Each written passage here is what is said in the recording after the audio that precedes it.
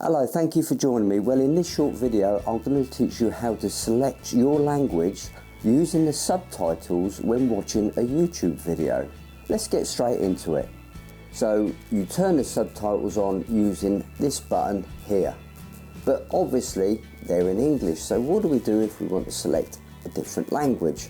Go into settings, subtitles, auto translate, and you've got the drop down box there which has got all the different languages.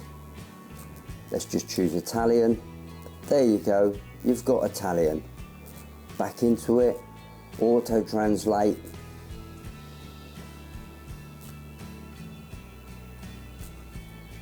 French, and there we go.